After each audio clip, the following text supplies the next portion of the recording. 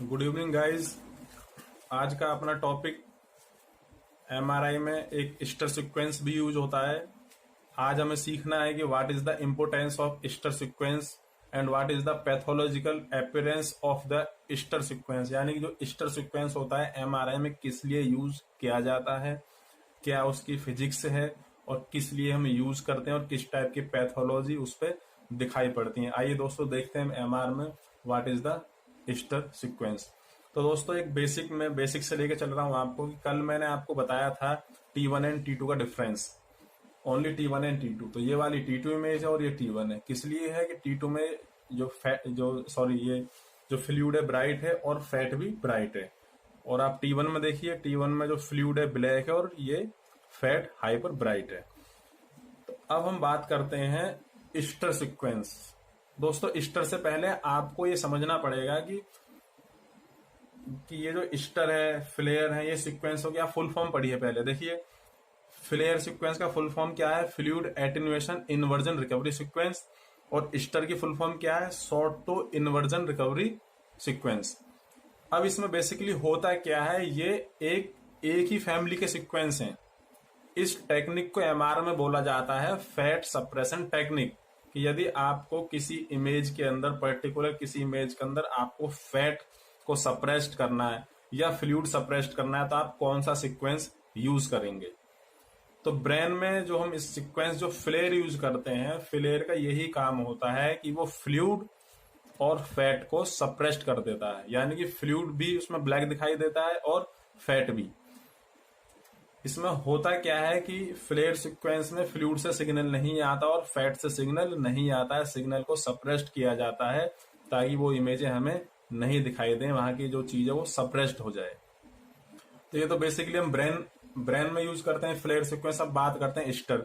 ऐसी Easter sequence में भी एक टेक्निक होता है कि वो ओनली फैट को सप्रेस्ड करता है, फ्लूइड को सप्रेस्ड नहीं करता। फ्लेयर सीक्वेंस में दो चीज सप्रेस्ड हो रहा है, फ्लूइड एंड फैट। बट आपके ईस्टर सीक्वेंस में क्या सप्रेस्ड हो रहा है? Only fat. देखो फ्लूइड इसमें क्या दिख रहा है? ब्राइट।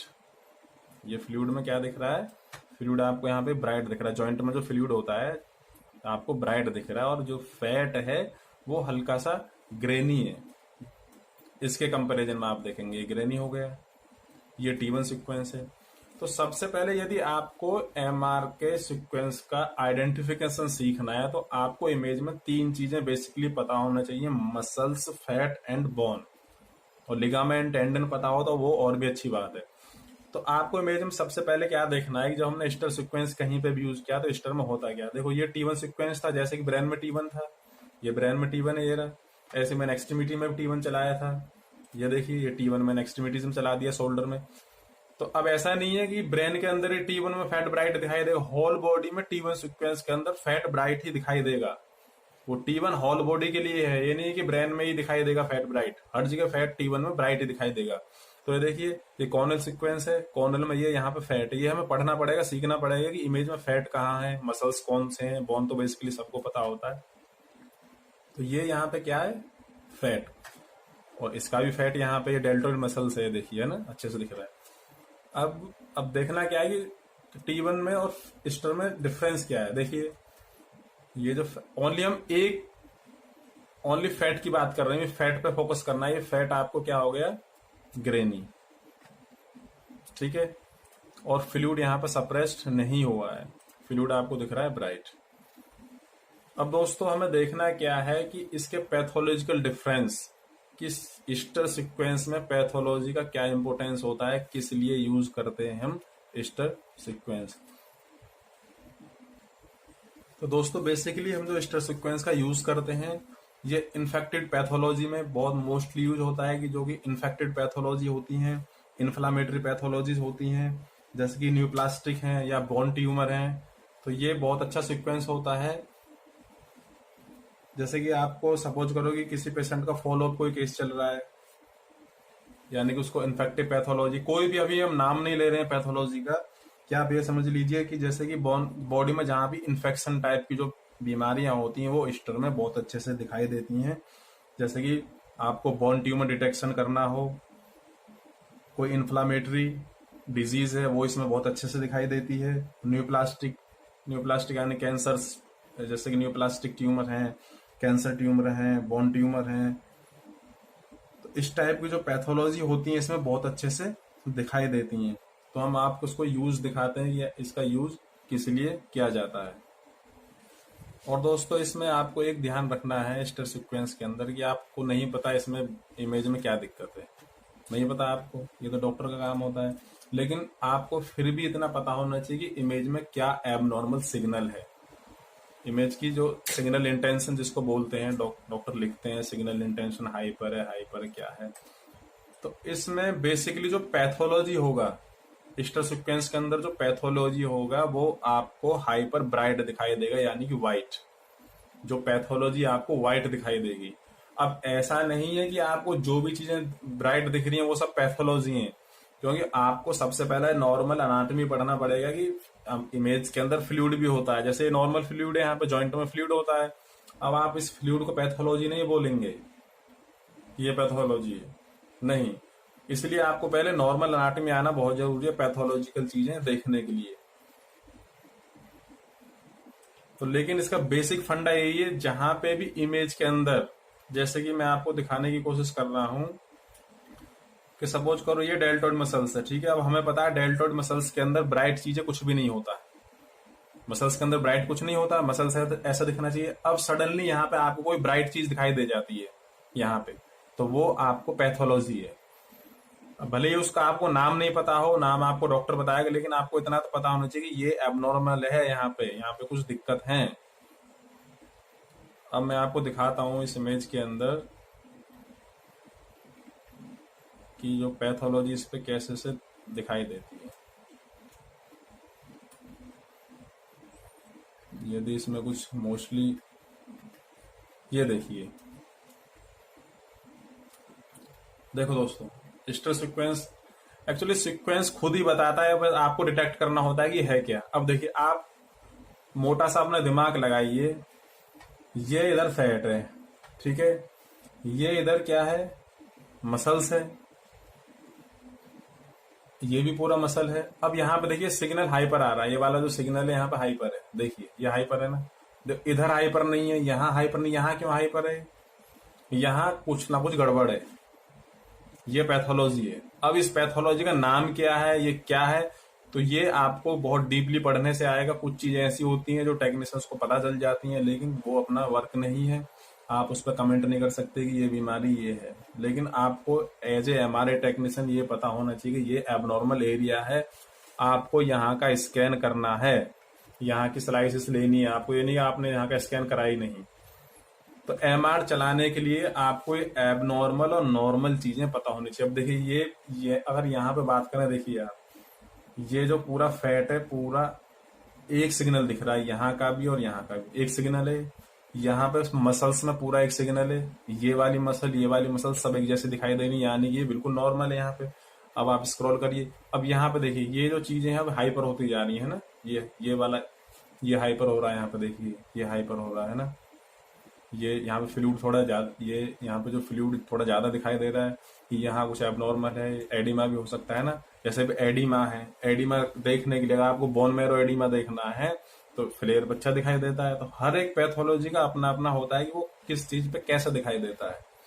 तो दोस्तों आपको ये बहुत अच्छे से समझना है स्टर सीक्वेंस की क्या क्या आइडेंटिफिकेशन होती है। देखो muscles, fat and bone tumour detection करने में बहुत अच्छा सीक्वेंस होता है। ये पैथोलॉजी का एक, इसको ये समझिए कि 90% रिपोर्ट जो होती है स्टर सीक्वेंस से बनाई जाती है। बहुत हैवी सीक्वेंस होता है मोस्टली एक्सट्रीमिटीज को डिटेक्ट करने के लिए। लेकिन इन्फेक्टेड पैथोलॉजी के लिए ऐसा नहीं कि सारी बीमारियां आपको स्टर में दिखाई दे जाएंगी, जो कि इन्फेक्टेड है, जो आपको लग रहा है कि जो इन्फेक्शन के थ्रू हुई है या इन्फेक्शन हो गया है, इस टाइप की जो चीजें इसमें अच्छी दिखाई देती हैं।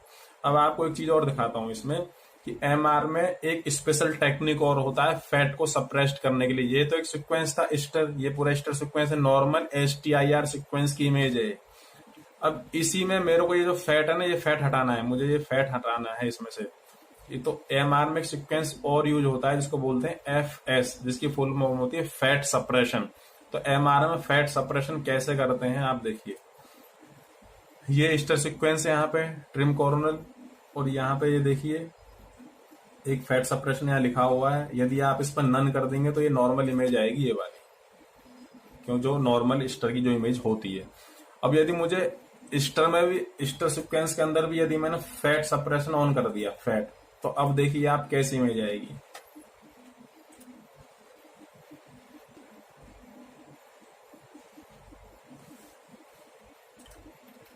तो देखिए गाइज, मैंने आपको ये चीज सिखाने के लिए, इसमें स्टर में वैसे फैट सप्रेशन का यूज नहीं होता है, उसी से काम चल जाता है जो नॉर्मल अपना स्टर सीक्वेंस होता है, जो कि ये वाला सीक्वेंस है।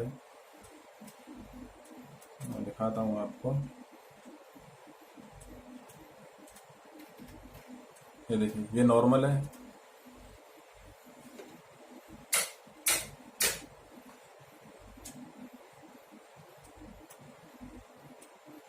ये देखिए ये वाला नॉर्मल है, ये जो सीक्वेंस है ये वाला, ये नॉर्मल फैट सप्रेशन है, स्टर जिसको बोलते हैं। अब स्टर के अंदर मैंने, इस वाले स्टर में मैंने फैट सप्रेस्ड कर दिया है, यानी कि फैट सप्रेशन टेक्निक ऑन कर दिया। देखो बॉन कितनी ब्लैक हो गया है ना, और ये वाला जो फैट है ये बिल्कुल ब्लैक हो गया, यानी कि इसमें स्पेशल और हमने एक ऐड कर दिया फैट सप्रेशन, यानी कि फैट से बिल्कुल भी सिग्नल नहीं आना चाहिए। अब देखिए इसमें डेल्टोइड मसल्स कितने, अब देखो इसमें इस वाले सीक्वेंस में मसल्स आपको कितने अच्छे से दिखाई देंगे। देखना दोस्तों, दिखाता हूं, देखिए ये आपका सुप्रास्पाइनेटस मसल्स है, राइट, ये आपका डेल्टोइड मसल्स है ना, ये सब स्कैपुलरी मसल्स हैं ये वाले स्कैपुला के ऊपर, देखिए कितने अच्छे से दिख रहे हैं ना, ये देखिए। तो इसमें मैंने क्या काम करा था, इसमें फैट सप्रेशन टेक्निक ऐड कर दी थी, जिसमें और भी ज्यादा फैट सप्रेस्ड हो गया था। लेकिन अब इसमें जो बोन वाला सिस्टम है ये बिल्कुल बेकार हो गया, बोन की आप इसमें कुछ नहीं देख पाओगे। ये आपको जस्ट दिखाने के लिए करा गया था कि यदि स्टर में हम फैट सीक्वेंस और ऐड कर देंगे फैट सप्रेशन, तो आपकी कुछ चीजें अच्छी से दिखाई देती हैं, और कुछ आप देखिए कि बोन का सिग्नल बिल्कुल खराब हो गया, डार्क हो गया, पता ही नहीं चलेगा इसमें क्या दिक्कत है। तो दोस्तों आपको ये चीजें पता होना चाहिए कि फैट, मसल्स एंड बोन कौन सी चीज कहाँ पे है। अब देखिए आपको एक चीज दिखाता हूँ, आपको देखो एक टेंडन टीयर देखना, टीयर है ना, ये देखिए दिखाता हूँ आपको, टेंडन और लिगामेंट्स पता होना, देखो बहुत अच्छे से देखना, ये मैंने सीखा था, मोस्टली पता होता है लोगों को। ये सुप्रास्पाइनेटस मसल्स है, ठीक है, मसल सब बोन से यहाँ पे कनेक्ट हो रही है, देखो बहुत ध्यान से देखना, इसको सुप्रास्पाइनेटस का टेंडन है, सॉरी टीयर है पेशेंट को, देखिए ये यहाँ पे क्या है, सुप्रास्पाइनेटस मसल्स, और ये यहाँ पे धीरे धीरे जाएगी, नैरोइंग हो रही है, और ये यहाँ पे बोन से अटैच हो रही है ना अटैच। तो अब यहाँ पे जो ऊपर ये ब्लैक लाइन दिखती है, ये क्या हो गया, ये टेंडन है, ये देखिए, ये इसीलिए मैंने करा था आप लोगों को दिखाने के लिए, इस पर अच्छे से विजुलाइज हो रहा है। ये देखिए ये मसल्स है, मसल्स सीधा सीधा आगे जाके ये पूरा क्या बन रहा है, अब टेंडन है ना, यहाँ पे अटैच हो गया। आप पहले इसको आप नॉर्मल एनाटॉमी में देखिए कि मसल्स बोन से कैसे कनेक्ट होता है, तब आपको समझ आएगा। अब इसमें टीयर कैसे, ये कैसे पता चलेगा इसमें टीयर है। अब देखो यहाँ ये वैसे इसमें आप पार्शियल टीयर बोल सकते हैं, बहुत ज्यादा टीयर नहीं है इसमें, कि अब यहाँ पे अगर ये टीयर आपको दिखाई नहीं दे रहा होगा, इसमें यहाँ पे ना हल्का सा फ्लूइड है ये यहाँ पे, तो ये सुप्रास्पाइनेटस का पार्शियल टीयर है, बहुत ज्यादा नहीं है इसको, इस पेशेंट को ज्यादा कंप्लेंट भी नहीं थी, रेडिएटिंग पेन था बस। तो ये ओनली एक टेक्नीशियन लेवल पे मैं चीजें आपको सिखा रहा हूँ, ये रिपोर्ट बनाने के लिए नहीं है कि आप सोच रहे होंगे आप डॉक्टर बन जाएंगे इसे देख के। तो ये देखिए, ये आपको बस इसलिए दिखाया जा रहा है कि कहाँ पे टेंडन है, कहाँ पे फ्लूइड है, कहाँ पे बोन है, कहाँ पे मसल्स है, कहाँ पे फैट है, ठीक है। और आपको ये देखिए एक चीज और दिखाता हूँ, देखते कैसे पैथोलॉजी कैसे देखते हैं, देखिए ये देखिए आपको टेंडन दिखाता हूँ ना, कि हमें कैसे पता चल जाती है पैथोलॉजी। देखिए ये पीडीएफएस सीक्वेंस है, पीडीएफएस। अब इसमें एक ऐसे पीडीएफएस भी मोस्टली ये दिखता है स्टर की तरह ही है, तो आप बस ये देख लीजिए कि सिग्नल नॉर्मल और एबनॉर्मल कैसे पहचानते हैं, कैसे पता चल जाता है कि यहाँ पे प्रॉब्लम है। देखिए आप स्टार्टिंग से देखिए, इस वाली मसल्स को देखिए आप ना, यहां से स्टार्ट कर दें, ये पूरा एक जैसा दिखाई दे रहा है ना, पूरा एक जैसा है ना, ठीक है।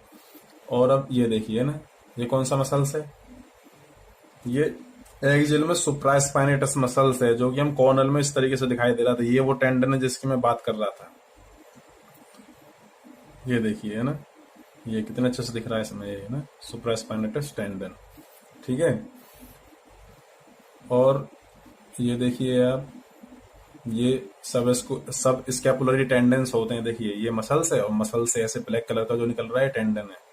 और ये टेंडन कहाँ पे जाके कनेक्ट होगा, बोन से कनेक्ट जाके होगा, जो जाके क्या बनाता है, रोटेटर कफ, ठीक है। रोटेटर कफ की जो मसल्स 6 मसल्स होती है ना, आप देखना गूगल से पढ़ना, तो ये वाले जो टेंडेंस हैं ये बोन से अटैच होते हैं। अब हमें देखना है कि एबनॉर्मल क्या है, अब आप खुद ही समझ जाएंगे इसमें क्या है, इतने बड़ी कोई बात नहीं। देखो ये भी एक मसल्स है ना, इस मसल्स का यहाँ से यहाँ तक पूरा नॉर्मल सिग्नल है, ठीक है। अब देखिए यहाँ पे कुछ एबनॉर्मल है, देखिए यहाँ देखिए, देख रहे हैं आप, ये है ना ये। अब बताइए क्या है,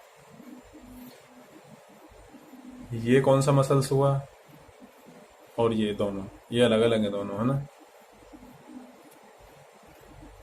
अब इस मसल्स का आपको नाम पता होना चाहिए। इस मसल्स पे यहाँ पे क्या आ रहा है, एडिमा, क्योंकि स्टर पे जो एडिमा होता है वो ब्राइट दिखाई देता है। आप खुद देख लीजिए, कंपैरिजन कर लीजिए आप। अगर ये एबनॉर्मल नहीं है ये वाली चीज, तो यहाँ भी दिखाई देनी चाहिए ना, ये यहाँ भी तो आनी चाहिए, यहाँ तो नहीं आ रही, यहाँ पे सिग्नल। तो इसलिए स्टर सीक्वेंस का यही एक जो पैथोलॉजी, जो पॉजिटिव जिसको बोलते हैं सिग्निफिकेंट पैथोलॉजी हाइपर ब्राइट दिखाई देती है दोस्तों स्टर में।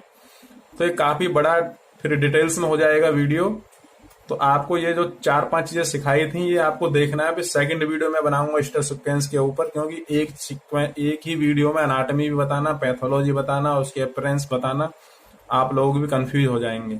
तो ये एक स्टर सीक्वेंस का ओवरव्यू था कि मोस्टली मोटा मोटा टेक्नीशियंस को एक आइडिया होना चाहिए स्टर सीक्वेंस यूज करने के लिए। ये तो फ्लेयर सीक्वेंस है लेकिन स्टर की तरह दिखाई दे रहा था जब आप मोटा मोटा देखेंगे, तो वरना दोनों में डिफरेंस होता है। तो मैं आपको ये दिखा रहा था कि जो पैथोलॉजी एबनॉर्मल सिग्नल है वो कैसे डिटेक्ट हो जाता है। ये देखिए एबनॉर्मल दिख रहा है यहाँ पे, ये देखो ये रहा। अगर इसमें ये या तो सारा ही ऐसा होता तो इस सिग्नल को क्या बोलेंगे, हाइपर इंटेंस, या फिर डॉक्टर एडिमा लिखेगा इसको। अब हम ये कमेंट नहीं कर सकते वो एडिमा लिखेगा नहीं लिखेगा, वो रेडियोलॉजिस्ट का काम होता है, ठीक है। तो दोस्तों आपको देखो नॉर्मल अनाटमी आपको बिल्कुल आना चाहिए। देखो मसल्स कितने अच्छे से दिख रहे हैं, ये देखिए टेंडन बता दिया आज मैंने आपको। अब जब नेक्स्ट वीडियो बनाऊंगा तो इसका पर्टिकुलर, ये आज ओवरव्यू है कि सारी चीजें एक्सप्लेन नहीं करनी पड़ेंगी नेक्स्ट वीडियो में, तो आपको ध्यान से देखना है। नेक्स्ट टाइम जब स्टर सीक्वेंस आएगा कि पैथोलॉजी का नाम, कुछ पैथोलॉजी ऐसी है जो जिनका पता चल जाता है कि वो ऐसी ही दिखाई देगी, ठीक है। अब इसका एक दूसरा देखते हैं ओरिएंटेशन में, सैज। ये देखिए सैज, ये पीडी सैज सीक्वेंस है ना, ये देखिए। अब इसमें आप देखिए एक दोस्तों शोल्डर में काफी सारी कंप्लेंट होती हैं पेशेंट्स को कि रोटेटर कफ में टीयर हो गया। अब यही नहीं पता आपको रोटेटर कफ है कहाँ पे, क्या है रोटेटर कफ, पढ़ाई नहीं है तो कैसे इसमें दिखाई देगा रोटेटर कफ। तो रोटेटर कफ कोई पर्टिकुलर पार्ट थोड़ी नहीं है शोल्डर के अंदर कि आपको ऐसे इस बोन की तरह दिखाई दे जाएगा। आप पढ़िए पहले what is the rotator cuff of in shoulder, कि शोल्डर में रोटेटर कफ होता क्या है, आप उसको पढ़िए पहले, तब आपको इसमें समझ आएगा कि रोटेटर कफ में यहाँ पे एक्चुअली होता क्या है। अब लोग सोचते हैं जो अपने फ्रेशर स्टूडेंट्स हैं कि रोटेटर कफ कोई एक ऐसी चीज होगी जैसे बोन है ऐसे रोटेटर कफ दिख जाएगा, ऐसा नहीं है, ठीक है। तो रोटेटर कफ के ये होते हैं जो लिगामेंट्स आप देख रहे हैं ना, ये ब्लैक, ये सारे कंपोनेंट, ये सारे जो लिगामेंट्स मिलके बनाते हैं रोटेटर कफ। इन्हीं में टीयर हो जाता है जिसे बोलते हैं रोटेटर कफ का टीयर हो गया पेशेंट को, ठीक है। तो देखो अगर इसमें एबनॉर्मल सिग्नल कहीं दिखाई दे रहा है तो आपको इस चीजों को देखना है। देखो यहाँ पे एबनॉर्मल सिग्नल है, देखिए, तो यहाँ पे फ्लूइड आपको पता होना चाहिए ना, बॉडी में नॉर्मल बॉडी में फ्लूइड होता किस किस जगह पर है, वहां पे वो चीज दिख रहा है तो वो फ्लूइड है। उसके अलावा अगर यहाँ पे पूरे स्टर सीक्वेंस में कहीं पे भी कोई चीज ब्राइट दिख रही है, हाइपर ब्राइट इस टाइप की, तो वो कुछ ना कुछ पैथोलॉजी है, ठीक है दोस्तों, तो आज के वीडियो में यही सिखाने की कोशिश करी जाती है कि इसका इंट्रोडक्शन था ईस्टर सीक्वेंस का, कि मोस्टली कि ईस्टर में इतनी चीजें मालूम होना चाहिए कोई भी एमआरआई करने से पहले। जो हमने दिखा रहा था कि ईस्टर सीक्वेंस, अब ये नहीं है सामने डिस्प्ले पे लग रहा है आपको पता ही नहीं चल रहा है ईस्टर है या नहीं, तो ये जस्ट एक इंट्रोडक्शन समझ लीजिए ईस्टर सीक्वेंस का। ओके गाइज, यदि इस वीडियो से आपको कुछ भी नॉलेज एक्सपेक्ट होता है, कुछ समझ आता है, तो मेरे वीडियो को सब्सक्राइब करिए, शेयर करिए, और यदि इस वीडियो में कुछ कमी रह गई है तो आप उसको कमेंट करके बताइए, क्योंकि मैं भी एक एमआरआई टेक्नीशियन हूँ। तो ये जो वीडियो मैं बना रहा हूँ एक टेक्नीशियन के इंटरप्रिटेशन से बना रहा हूँ। तो आपको दोस्तों इसमें अगर कुछ लग रहा है तो आप उसको मेरे कमेंट बॉक्स में लिखिए, मैं कोशिश करूंगा इसको इम्प्रूवमेंट करने की। तो जितना मेरे को नॉलेज था मैंने आपको बताया, और कुछ चीजें इसमें रह गई हैं अभी जो कि इस एक ही वीडियो में नहीं बता सकते सारी चीजें। तो बने रहिए मेरे यूट्यूब चैनल के साथ और कंटिन्यू वीडियो देखिएगा दोस्तों, आप एमआरआई सीख जाएंगे। Thank you.